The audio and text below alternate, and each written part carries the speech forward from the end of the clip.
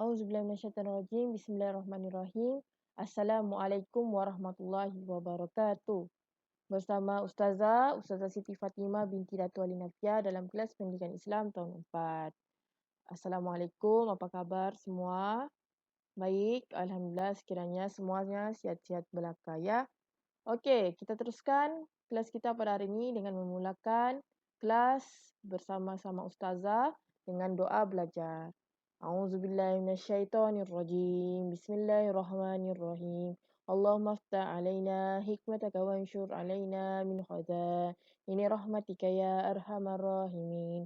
Wahai Tuhan kami, bukalah ke atas kami hikmahmu dan bentangkan ke atas kami gedung rahmatmu.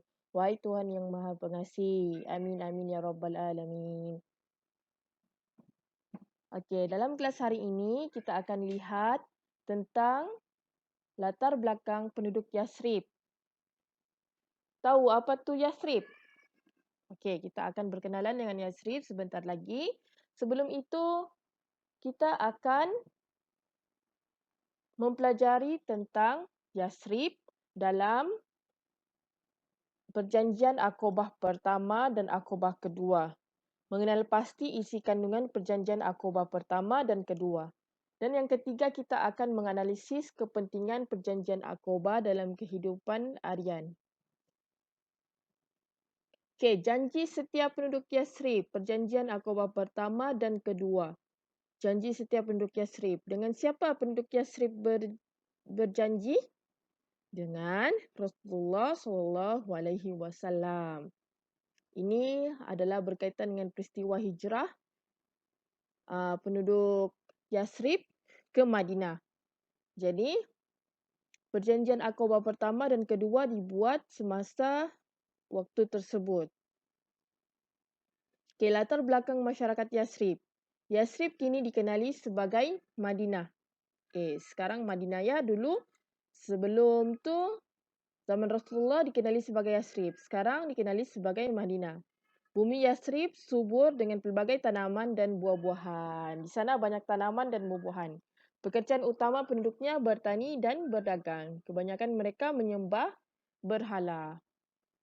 Mereka terdiri daripada pelbagai kabilah, antaranya kaum Aus, Khazraj dan beberapa puak Yahudi seperti Bani Nadir, Kainuqa dan Bani Quraizah. Mereka sering bersengketa dan berperang. Kaum Yahudi mendakwa Nabi terakhir akan lahir dalam kalangan mereka. Itulah suasana masyarakat Yathrib ketika zaman Rasulullah SAW. Okey, apakah itu Perjanjian Aqabah pertama? Perjanjian Aqabah pertama adalah terdapat beberapa 1, 2, 3, 4, 5 dan 6 isi perjanjian. Ini yang patut kamu hafal ya dalam Perjanjian Aqabah pertama. Yang pertama, tidak syirik kepada Allah. Yang kedua, tidak mencuri. Yang ketiga, tidak berzina.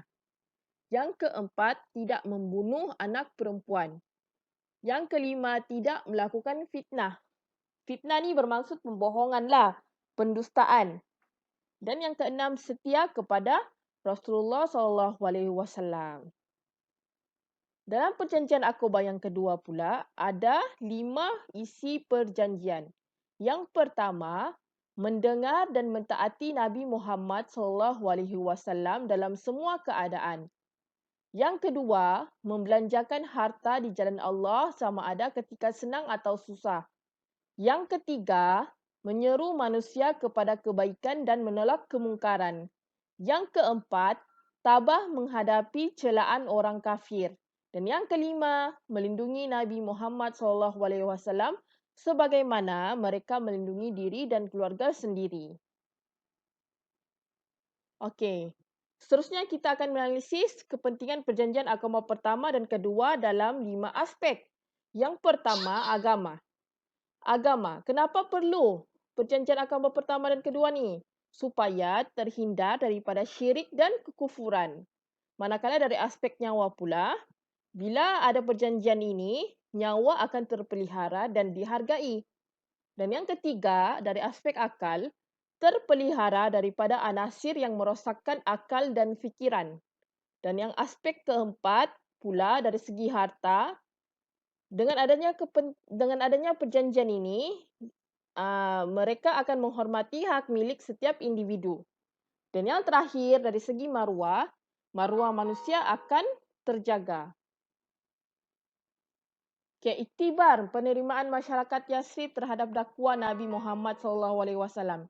Iktibar ni bermaksud pengajaran. Apa yang kamu dapat dalam penerimaan masyarakat Yathrib terhadap dakwah Nabi Muhammad SAW.